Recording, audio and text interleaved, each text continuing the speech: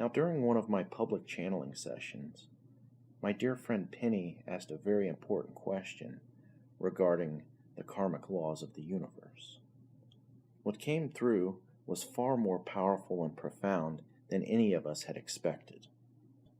In fact, my spirit guide, Ariana, only released a few of these laws at a time for us to process. Altogether, 9 of these laws were stated over 3 separate channeling sessions within about a 5-month period. Here's an overview of the laws of the universe. Number 1, the law of karma. Number 2, the law of rhythm. Number 3, the law of time lag. Number 4, the law of duality. Number 5, the law of perfect timing. Number 6, the law of something better. Number 7, the law of allowing. Number 8, the law of social agreements. And finally, number 9, the law of purpose. So now I present to you, as it was channeled, the 9 spiritual laws of the universe. Curious about specifically how many karmic laws there are in this 3D reality. Ah, yes. Your 3-dimensional physical reality is an illusion, a hologram, if you will. This reality, created by default by your higher self.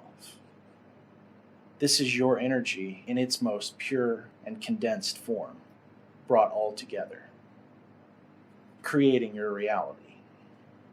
This is your physical reality created by default, before you realize and before you reach the point where you connect with your higher self.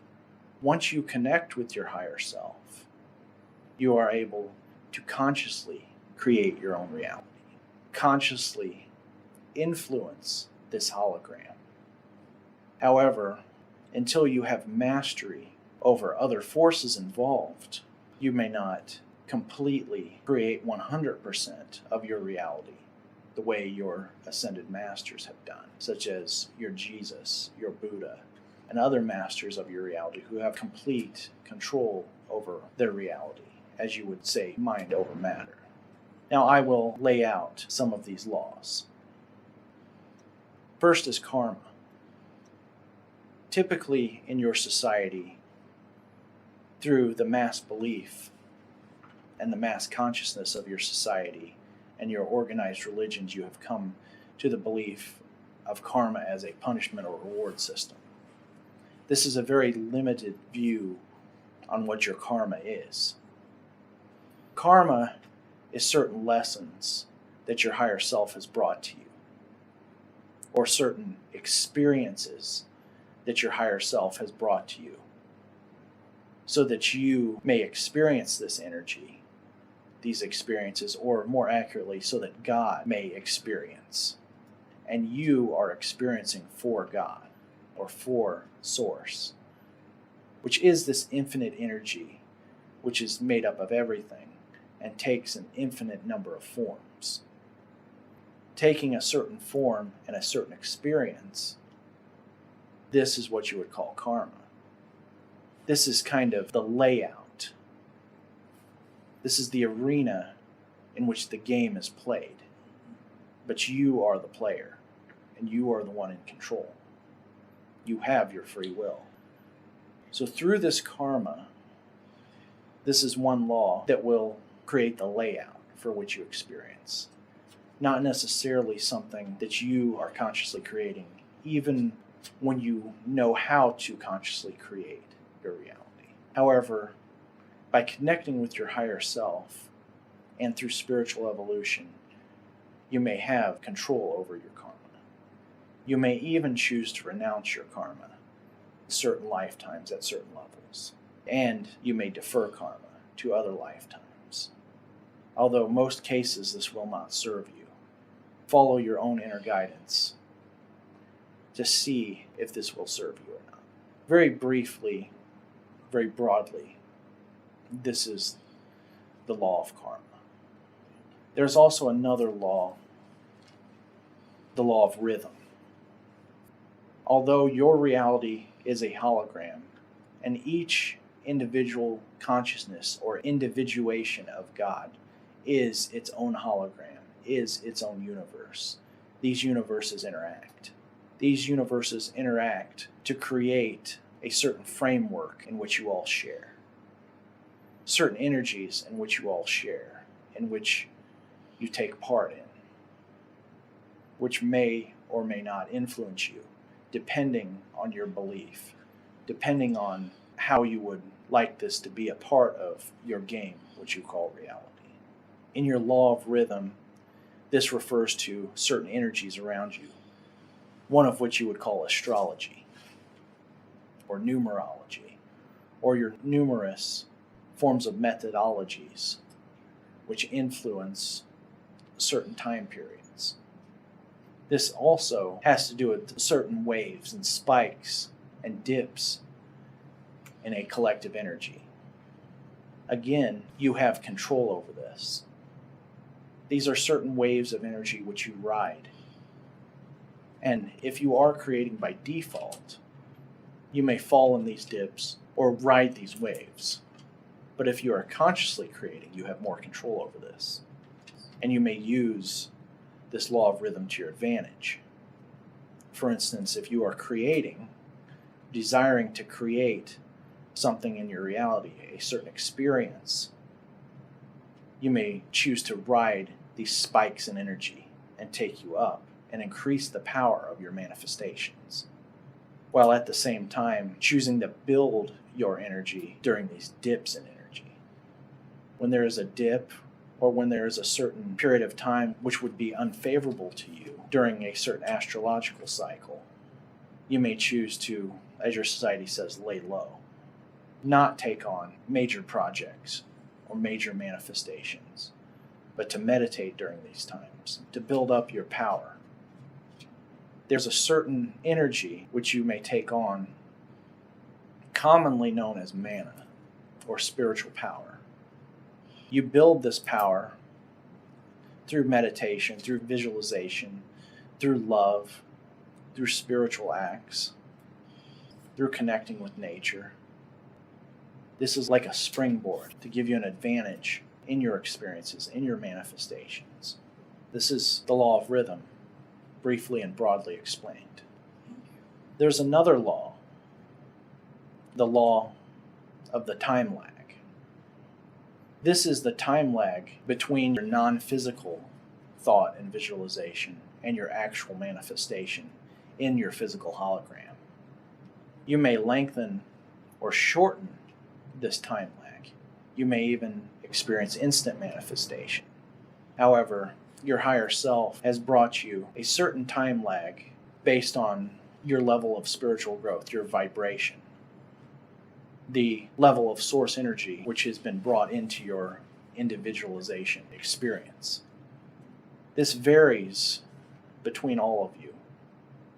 The average person in your world has a lag time of about 3 to 6 months. Individuals like you who have come to the knowledge of conscious creation typically have a lag time of 2 to 3 weeks. You may manifest instantly, but oftentimes it will not serve you, as this gives you time to make up your mind and to avoid manifesting your fears. This gives you time to change this. This is the time lag law, briefly explained. And, of course, there is the law of duality, or polarity, which is unique in your third-dimensional hologram. And I hesitate on calling this a law, as it is itself part of the hologram. The idea of duality. The idea of what you choose to experience and its opposite. In fact, the whole idea of opposites, of good and evil, good or bad, whatever you choose to label this, it is just that, it is the labels. This itself is part of the hologram. This itself is part of the illusion. This itself is a belief of separation, which in your journey does not serve you. Only serves you in the beginning to help you to identify yourself and to identify it and to free yourself of it. For once you consciously create and move beyond this hologram, you move beyond duality and become aware of the oneness. And there's another law, the law of timing, or the law of perfect timing. I spoke earlier of certain lag times between your desire and your manifestation. However, this is in a different category. As the lag time is not set in stone, certain manifestations, in fact all manifestations, come through in the perfect time, which serves you the most and is most effective. So it would serve you best from this point forward to take the word when out of your vocabulary. For this happens, your manifestations happen at the perfect time that serves you the best. For timing, both involving the lag time or the perfect timing of your manifestation, or time in general as you experience it, this too is fluid, this too can be controlled, and this too is relative. This is why you have the expression, time flies when you're having fun. Because as you are vibrating higher and experiencing joy, time will pass faster. You can work with this, you can play with this, and manipulate time. As you are living in this hologram and creating it, you can also have control over time. Now this year seemed that it's gone very fast. I've noticed. It seems like it's speeding by me a lot. It's already September. Yes. Poof. Wow. You're waiting for a certain point in your life, a certain point in the collective. You are moving to an awakening of the mass consciousness, moving into the higher dimensions. This is why many on your planet right now are feeling this sense of time moving faster, because in your subconscious anticipation of this upcoming event, you are manipulating time in order to bring you faster to this point. Now, this is not a certain date, and in many aspects it is relative, but it is within your lifetime, this raising of consciousness into the higher dimension. Cool. The next law I refer to as the law of something better. Occasionally, you may have desires which may conflict with one another,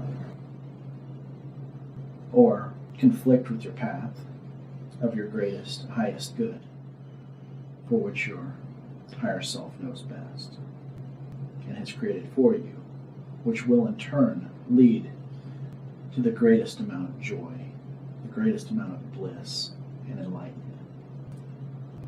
Therefore, it is not 100% certain that your desires may come true.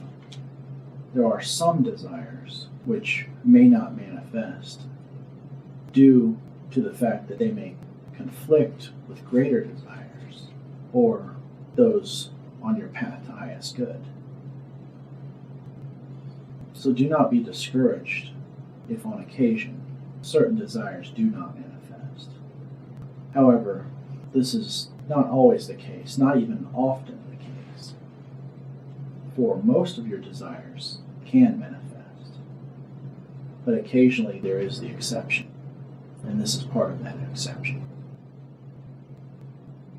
And there's another law, which you have been familiar with in your literature on manifesting, known as law of allowing. This may also be referred to as detachment. This is crucial in manifesting that which you desire. Detaching from that which you wish to manifest. Letting go, allowing, trusting in the universe to bring you what is best, to answer your call. Simply allow and detach yourself emotionally from your desire. Once you have followed the steps to bring it forward, let go and allow it to manifest. And there's another. This is the law of social agreements. Outside of your manifestations, your higher self has brought forth a certain framework to your life, to your incarnation. And within this framework, there are certain people, certain relationships which you have made agreements with. Certain lessons on your path. Your parents, your siblings, even many of your friends and co-workers have been chosen for you. Chosen by your higher self on your path to greatest good. Sometimes you may feel that these agreements with one another may have led to not so pleasant manifestations, may have led to pain or mistreatment. Oftentimes this is continuing from a past life. Oftentimes this is simply for a lesson in helping you to identify a weakness and turn it into a strength. That being said, even though many of your interactions and agreements have been laid down for you by default by your higher self, you also have free will. At which time you may remove yourself from certain agreements. You may also, through your own emotions and thoughts, actually have control over the way these individuals treat you. But this is a major part of the framework of your incarnation in which your higher self is laid out for you. Do you have recommendations on moving through that with grace and ease instead of just removing the self from the contract? I mean, that's the goal, right? Yes. Okay. The way others treat you is a reflection of something that is happening within you. As is the way you feel or the way you see them treating you. The healing starts from within.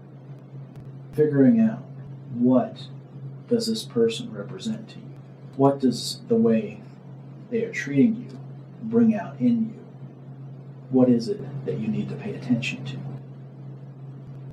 Also, very helpful to see them in the highest good. For as you see the best in them, the best will often come out. I have another karmic law to share with you. This is the law of purpose. People often ask me, what is my purpose? What is your purpose? Each individual's purpose is up to that individual to find, and only they may know it. And they may find their purpose through being what they most desire to be. It could be something seemingly minute. Does not have to be something where they feel they are changing the world. Just where they feel most comfortable being who they are. They may be a great chef, or a great parent, or an engineer, a tinkerer. However they feel drawn to express themselves, this is their purpose. You will know you are living on purpose through the feeling you get. As I spoke before, what you call this gut feeling, this feeling in your solar plexus, this expanding. And you will notice your life will go more smoothly, and you will experience less suffering when you are living on purpose. On the other hand, you may experience more suffering, more resistance when you are living out of purpose. And this brings me to the part concerning manifestation. When you are manifesting a desire, this desire will go more smoothly, will manifest easier and faster if it is part of your purpose. On the other hand, if it is not, it may take longer or may not manifest. It may teach you a lesson and lead you to manifest something that is within your purpose. The question that many ask, what is the meaning of life? Why are we here? The reason why you are here in this physical world is to find your purpose and express it. Source chose to express itself through you and gave you free will. It is through this free will you make the choice to express what is most desirable to you, what you feel called to. And through doing this, you live your purpose and fulfill the meaning of your life. Now, I've spoke mostly regarding manifestation. Manifestation is a large part of why you are here. There are different aspects of this. First, and which may seem most obvious, you manifest for the reason of experiencing something joyful. In order to experience joy, in order to be happy, because when you feel this joy, when you feel this happiness, this is the gateway. This emotion of joy is the gateway to the higher dimensions, to the higher emotions, such as love, peace, gratitude, mindfulness, and finally oneness. And through this emotion, this is the gateway into the higher dimension. However, you do not need to manifest certain experiences in order to experience this joy, but you are naturally seeking it. And so it will come natural to you to desire to manifest experiences that will help produce this feeling of joy. And this is one reason why your focus is on manifestation. But there is another, bigger, more important reason why the focus is on manifestation. As we spoke of lag time before, as you raise in vibration, particularly in the higher dimensions, this lag time shortens, eventually becoming instant manifestation. And this is part of your training on this dimension, is being able to control your ability to manifest so that you manifest joy as opposed to fear. You have such control over what you manifest that you keep the fear out. You keep out what does not serve you. It also serves you to occasionally move out of the idea of manifestation, to experience without expectation. In fact, this is very useful to you. This serves you greatly to move out of expectation, to move out of desire and manifestation, and simply be. Simply experience. Experience the oneness. Experience the nothingness. For they are one and the same. And although once you have mastery over creating your reality, you may create about 98% of your reality, while the rest falls upon default, upon what was laid out for you by your higher self. It also serves you occasionally to give up this control and allow your higher self to guide you and to create your reality and bring upon surprises in your reality, and to simply go along for the ride. Through your free will, it is your choice to the degree to which you decide to create your reality or to live by default, where the destination is the same. So now let's review. Number 1, the law of karma. Basically, the law of karma states that we come into this life with certain lessons to learn and certain experiences, and that we live out these experiences in order to raise our vibration and grow, and to experience being and live out certain experiences as we are a part of Source experiencing. Number 2, the law of rhythm. The law of rhythm states that although we are creating our own reality and are in ourselves separate universes, there's a certain framework in which we all interact, sort of a mass consciousness, and certain energies interact with us and affect what we experience in our reality. Certain examples of these energies could be astrology or numerology. Number 3, the law of time lag. The law of time lag states that there is a certain period of time between when we have a thought and when we experience that thought as a manifestation in our reality. Number 4, the law of duality. The law of duality states that everything in our physical world has an opposite. Number 5, the law of perfect timing. The law of perfect timing states that manifestations come through at a time that serves you best and for the greater good. Things may not always happen at the time which you desire, but instead comes at another time which is best for you and serves the greater good. Number 6, the law of something better. The law of something better states that some things may not manifest because they conflict with other desires and the greater good. Oftentimes, another manifestation takes place instead of that which you desired, and things actually work out better than they would if your previous desire had manifested. Number 7, the law of allowing. The law of allowing basically says that once you detach yourself, allow, and remove any resistance, your desire may more easily manifest. Number 8, the law of social agreements. The law of social agreements states that certain people are in your life as part of the greater good. And finally, number 9, the law of purpose. The law of purpose states that your life and your reality is more pleasant and flows more easily when you are living your life on purpose. And your purpose is to express who you are, however you feel called to express it.